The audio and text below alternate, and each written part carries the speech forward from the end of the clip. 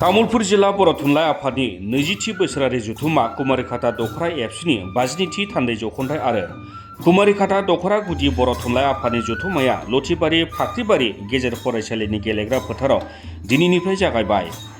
दिनैनि हाबाफारिनि गिबि सानाव गाहाय दरखंखौ ओनसोलनि समाज सिबियारि रंजा खुंगुर बसुमतारिया बेखेवनानै होयो। गुबुन फारसे मुंख्लं अभिराम बर' गोसोखांथि गाहाय सायनासालिखौ बेखेवनानै होयो तामुलपुर बियाबनि एमएलए जलेन दैमारिया। बेनि अनगायैबो आलासि जिरायसालिखौ कुमारीघाटा पुलिस आउटपस्टनि आइसि राजेन बर'आ बेखेवो। बेनि उनावनो फारियै बड'लेण्ड मुंख्लंफोरनि गोसोखांथियाव आलारि बाथि फोजोंनाय, जौसां बेखेवनाय, थान्दै मेलनि जिरायसालि बेखेवनाय, जामुंसालि बेखेवनाय, मावसोम बादा बेखेवनाय बायदि हाबाफारिफोरा जानानै थाङो।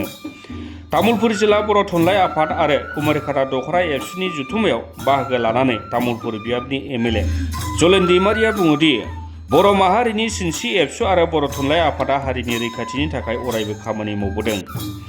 बेनिखायनो दिनैनिफ्राय जागायनाय जथुम्मानि हाबाफारियाव ओनसोलनि रायजो राजाफोरखौ बाहागो लानो खावलायो।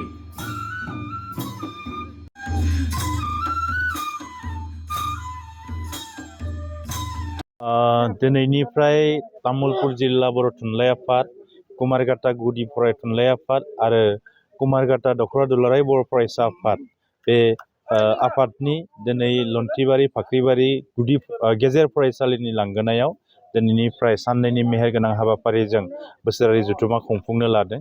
आरो बे खुंफुंनो लानाय हाबाफारियाव दिनैहाय जोंनि हाबाफारि थिखानाय हिसाबै गाहाय दरखं बेखेवनाय कमलकान्त बर' बे जोबनानै थांबाय। नैथि हाबाफारि हिसाबै मुंख्लं अभिराम बर' बिथांनि मुङाव गाहाय सायनासालि बे बेखेवनाय बेयो जोबनानै थांबाय आरो गुबुन गुबुन हाबाफारि बेवहाय दिनै सोलिबाय थागोन। लोगोसेनो गाबोननि गेवलां मेल बे गेवलां मेलाव जोंहा दुलाराय बर' फरायसा आफादनि गाहाय नेहाथारि बिथां बाहागो लागोन, बर' थुनलाइ आफादनि गाहाय नेहाथारि बिथां बाहागो लागोन। लोगोसेनो जोंनि आसाम आयेन आफादनि बुंथिगिरि मानगोनां बिस्वजित दैमारि बिथाङाबो बाहागो लागोन। बिटिआरनि बारग' गाहाय मावफुंसार प्रमद बर' सार बिथाङाबो बाहागो लागोन गाबोननि जानो गोनां गेवलां मेलाव। दा बेखायनो जों मिजिंथिदों दिनैहाय जोंनि थेलेबलेब जि ओनसोल बे ओनसोलाव दुलाराय बर' फरायसा आफाद आरो थुनलाइ आफादनि बोसोरारि जथुम्मा खुंफुंनो लानायनि थाखाय जों रायजो राजाफोरनिफ्राय साबायखर बावदों। आरो जोङो रायजो राजा हिसाबै जोङो जेसेबां हागौ थुनलाइ आफाद आरो एबसुनि जि बोसोरारि जथुम्मा बेखौ गाजा गोमजायै खुंफुंनानै जोङो बरायनो थाखाय थि खालामदों। गाबोननि जानो गोनां गेवलां मेलनि हाबाफारियाव बिटिआरनि बारग' गाहाय मावफुं सोद्रोमा प्रमद बर', आसाम आयेन आफादनि बुंथिगिरि बिस्वजित दैमारि, बर' थुनलाइ आफादनि नेहाथारि कामेस्वर ब्रह्म, एबसुनि गाहाय नेहाथारि खनेन्द्र बसुमतारि, बिटिसिनि लेङाइ बुंथिगिरि बिजितगोरा नार्जारि, एम गणेश कछारिजों लोगोसेनो गोबां मानगोनां आलासिफ्रा बाहागो लागोनखौ बानजाय आफादनि फारसेनिफ्राय फोरमायदों। तामुलपुर जिल्ला बर' थुनलाइ आफाद, कुमारीघाटा गुदि बर' थुनलाइ आफादनि जि बोसोरसालिया जथुम्मा, लोगोसेनो 52थि कुमारीघाटा दख'रा दुलाराय बर' फरायसा आफादनि थान्दै जख'न्थाइ, बे मोनथाम आफादना जहै दिनैनिफ्राय 27 आरो 28 दिनै गाबोन बे साननैनि मेहेरगोनां मोनसे हाबाफारिजों फाख्रिबारि लथिबारि बे गेजेर फरायसालिनि गेलेग्रा फोथाराव बानजायनाय जादों। बे बानजायनायाव दिनै गिबि हाबाफारि बादियै दरखं बेखेवनाय, आलासि जिरायसालि बेखेवनाय, सायनासालि बेखेवनाय आरो गाहाय सायनासालि बेखेवनाय, बे गासैबो हाबाफारिया फारि फारियै जादों।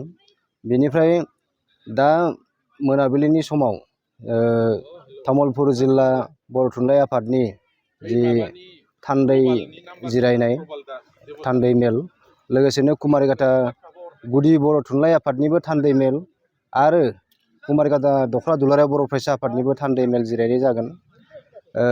बिनि उनाव गाबोननि हाबाफारि बादियै जोंनि फुंनि समाव खन्थाइ आवरायनाय मेल बे मोनसे, लोगोसेनो 12 रिंगा जानाय लोगो लोगोनो गेवलां मेल दङ। बे गेवलां मेलाव जोंहा गाहाय आलासि महरै बर' थुनलाइ आफादनि लोगो गाहाय नेहाथारि सार बिथाङा बाहागो लाफैगोन। आरो थि बुंथिगिरि महरै दुलाराय बर' फरायसा आफादनि गाहाय नेहाथारि मानिजाथाव खनिन्द्र बसुमतारी सार बिथाङा बाहागो लाफैगोन। दा बिदिनो मेल बेखेवगिरि आलासि महरै BTCनि बारग' CM प्रमद बर' सार बिथाङा बाहागो लाफैगोन।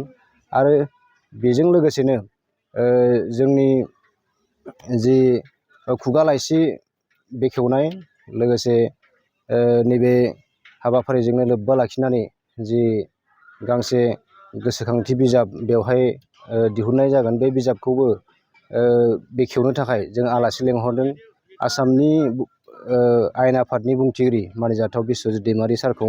दा बेबादियैनो गाबोननि हाबाफारि आरो दिनैनि हाबाफारि जोबोद मेहेरगोनांहै जागोन। दा बेखायनो आङो बे बिजोंनि गेजेरजों आङो बे ओनसोलनि रायजो राजा बिथांमोन, मोनफ्रोमबो गामिनि रायजो राजा बिथांमोन, बयबो मोनफ्रोमबो आफादनि लिंहरजानाय आलासि बिथांमोनखौ लैहोर लैहोरै फैनानै बाहागो लाफैनानै जोंनि हाबाफारिखौ जाफुंसार महर होगोनखौ आं मिजिंथिदों।